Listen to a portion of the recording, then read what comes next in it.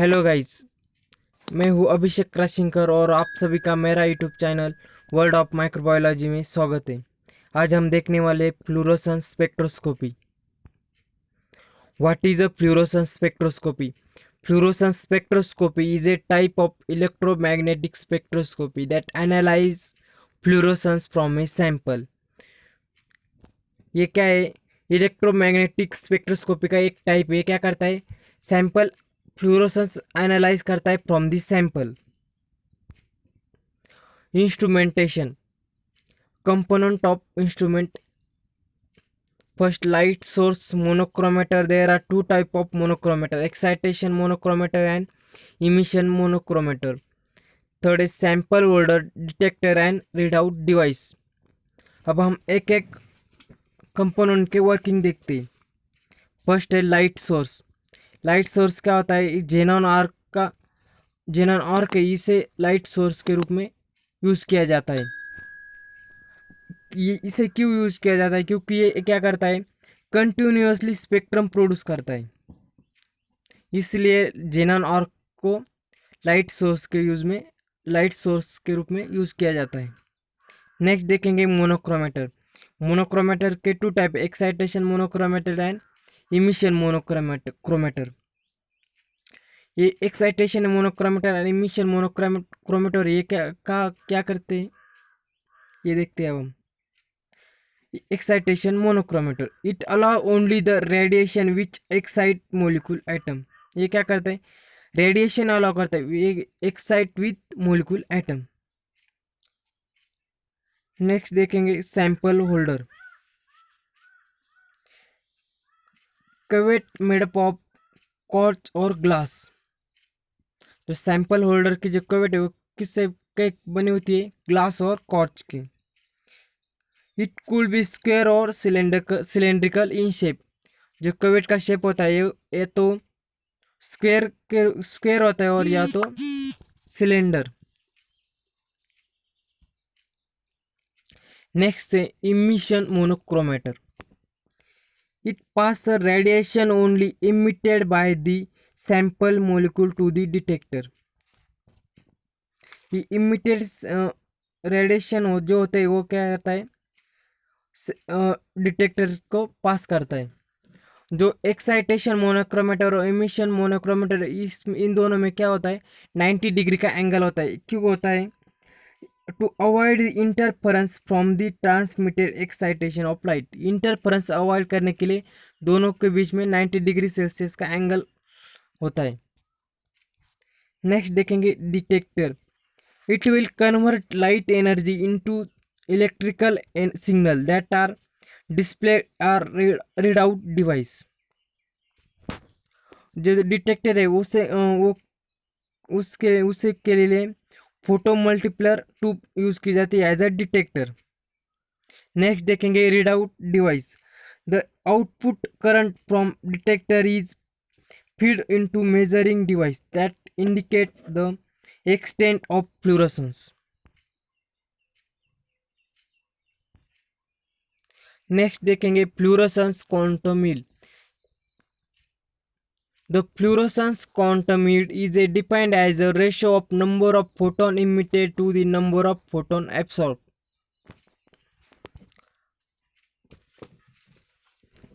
Fluorescence quantum yield का जो formula है, number of proton emitted upon number of proton absorb. Fluorescence quantum yield is measured on scale from 0 to 1 but often represented as a percentage. ये quantum yield की जो scale होती है वो क्या कहाँ से कहाँ तक? 0 से 1 तक, मतलब 0.01, 0.02, 0.03 ऐसे।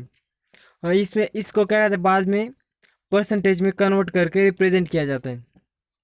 एक quantum yield of 1 is equal to 100%. Describe a process which process each photon absorbed result in photon emitted. There are some factors are affected in fluorescence emission spectra and quantum yield. Solvent polarity and viscosity of solvent relaxation. probe conformational changes, rigidity of the local environment, internal charge transfer, proton transfer and excited state reactions, probe interaction। ये कुछ factors है जो affect करते हैं fluorescence emission spectra और quantum yield में।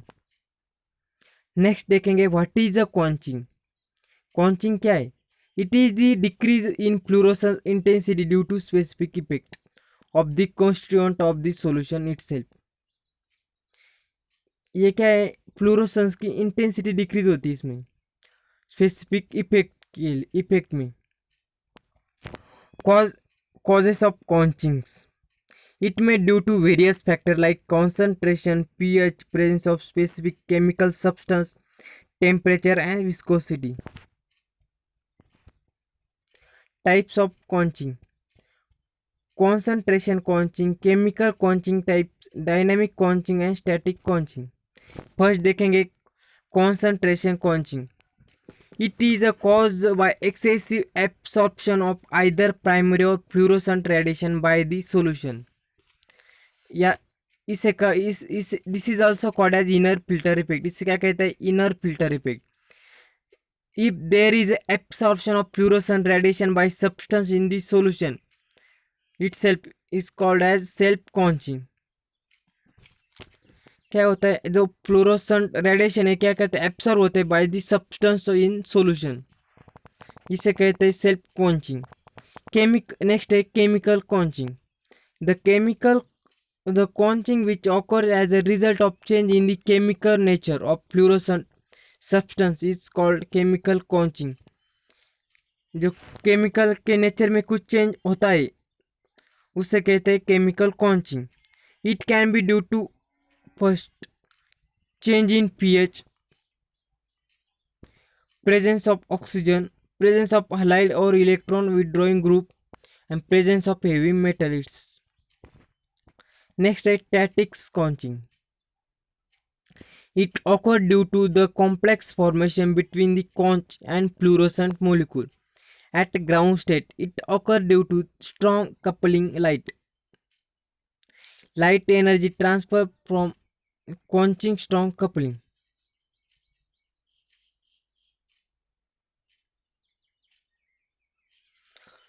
Dynamic quenching. It occurs at the excited state of fluorescent compound।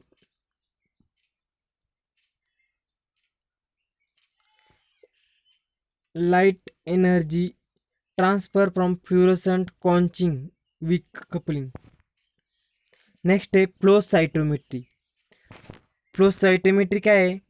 It is a technique used to detect the measure physical and chemical characteristic of the population of cell or particles। इसमें क्या होता है? Cell यानी जो particle होते हैं उसका population find out क्या डिटेक्ट और कैरेक्टराइज करने के लिए फ्लो साइटोमेट्री और फ्लो साइटोमीटर इंस्ट्रूमेंट यूज किया जाता है। फ्लो साइटोमेट्री हमें कहाँ उपयुक्त आता है?